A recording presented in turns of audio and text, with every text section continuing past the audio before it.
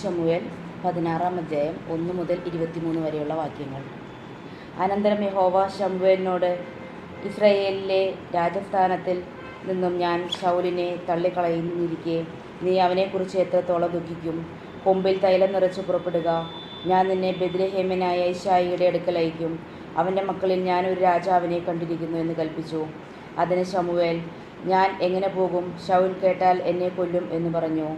എന്നാറേ യഹോവ, നീ ഒരു പശുക്കിടാവിനെ കൊണ്ടുചെന്ന് ഞാൻ യഹോവയ്ക്ക് യാഗം കഴിപ്പാൻ വന്നിരിക്കുന്നു എന്ന് പറക. യിശ്ശായിയുടെയും യാഗത്തിന് ക്ഷണിക്കുക. നീ ചെയ്യേണ്ടതെന്തെന്നാൽ ഞാൻ അന്നേരം നിന്നോട് അറിയിക്കും.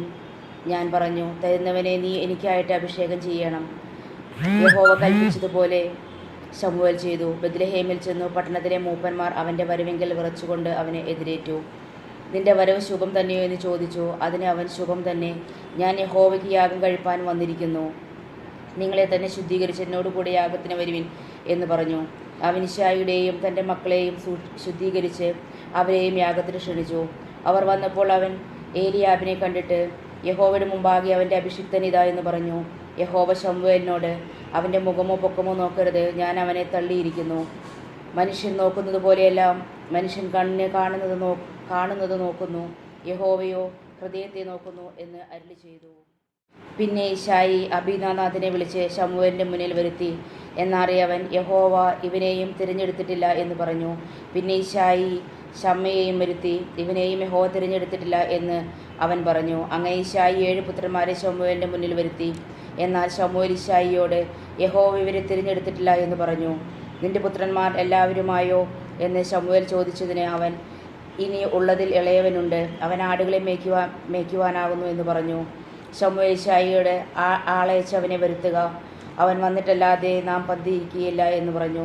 ഉടനെ അവൻ ആളയച്ച് അവനെ വരുത്തി. എന്നാൽ അവൻ പവിഴ നിറമുള്ളവനും സുനേത്രനും കോമളരൂപിയുമായിരുന്നു. അപ്പോൾ യഹോവ എഴുന്നേറ്റ്, ഇവനെ അഭിഷേകം ചെയ്യുക, ഇവൻ തന്നെയാകുന്നു എന്ന് കൽപ്പിച്ചു. അങ്ങനെ ശമൂവേൽ തലക്കൊമ്പെടുത്ത് അവൻ്റെ സഹോദരന്മാരുടെ നടുവിൽ വെച്ച് അവനെ അഭിഷേകം ചെയ്തു. യഹോവയുടെ ആത്മാവ് അന്നു മുതൽ ദാവീദിന്മേൽ വന്നു.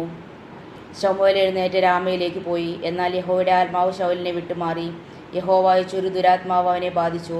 അപ്പോൾ ശൗലിൻ്റെ ഭൃത്യന്മാർ അവനോട്, ദൈവം അയച്ചൊരു ദുരാത്മാവ് നിന്നെ ബാധിച്ചിരിക്കുന്നുവല്ലോ. ആകയാൽ കിന്നരവായനയിൽ നിപുണനായ ഒരുത്തിനെ അന്വേഷിപ്പാൻ തിരുമനസ്സുകൊണ്ട് അടിയങ്ങൾക്ക് കൽപ്പന തരയണം. എന്നാൽ ദൈവത്തിങ്കൽ നിന്ന് ദുരാത്മാവ് തിരുമേനിമേൽ വരുമ്പോൾ അവൻ കൈകൊണ്ട് വായിക്കുകയും തിരുമേനിക്ക് ഭേദം വരുത്തുകയും ചെയ്യുമെന്ന് പറഞ്ഞു. ശൗൽ തൻ്റെ ഭൃത്യന്മാരോട്, കിന്നരവായനയിൽ നിപുണനായ ഒരുത്തിനെ അന്വേഷിച്ചു കൊണ്ടുവരുവിൻ എന്ന് കൽപ്പിച്ചു. ബാല്യക്കാരിൽ ഒരുത്തൻ ബേത്ത്ലേഹേമ്യനായ യിശ്ശായിയുടെ ഒരു മകനെ ഞാൻ കണ്ടിട്ടുണ്ട്. അവൻ കിന്നരവായനയിൽ നിപുണനും പരാക്രമശാലിയും യോദ്ധാവും വാക്ചാതുര്യമുള്ളവനും കോമളനുമാകുന്നു. യഹോവയും അവനോട് കൂടെയുണ്ട് എന്ന് പറഞ്ഞു. എന്നാറേ ശൗൽ യിശ്ശായിയുടെ അടുക്കൽ ദൂതന്മാരെ അയച്ചു. ആടുകളോടുകൂടി ഇരിക്കുന്ന നിന്റെ മകൻ ദാവീദിനെ എൻ്റെ അടുക്കൽ അയക്കണമെന്ന് പറഞ്ഞു. യിശ്ശായി ഒരു കഴുതിയെ വരുത്തി. അതിൻ്റെ പുറത്ത് അപ്പം, ഒരു തുരുത്തി വീഞ്ഞ്, കോലാട്ടിൻകുട്ടി എന്നിവ കയറ്റി തൻ്റെ മകൻ ദാവീദ് വശം ശൗലിന് കൊടുത്തയച്ചു. ദാവീദ് ശൗലിൻ്റെ അടുക്കൽ ചെന്ന് അവൻ്റെ മുമ്പാകെ നിന്നു. അവനോട് വളരെ സ്നേഹമായി. അവൻ അവൻ്റെ ആയുധവാഹകനായി തീർന്നു. ആകയാൽ ശൗൽ യിശ്ശായിയുടെ അടുക്കൽ ആളയച്ചു. ദാവീദിനോട്, എനിക്ക് ഇഷ്ടം തോന്നിയിരിക്കെ കൊണ്ട് അവൻ എൻ്റെ അടുക്കൽ താമസിക്കട്ടെ എന്ന് പറഞ്ഞു. ദൈവത്തിൻ്റെ പക്കൽ നിന്നും ദുരാത്മാവ് ശൗലിൻ്റെ മേൽ വരുമ്പോൾ ദാവീദ് കിന്നരമെടുത്ത് വായിക്കും. ശൗലിന് ആശ്വാസം സുഖവും ഉണ്ടാകും. ദുരാത്മാവ് അവനെ വിട്ടുമാറും. ദൈവമേ, സ്തുതി നിനക്ക് യോഗ്യമാവുന്നു. ബാറയ്ക്കുമോ.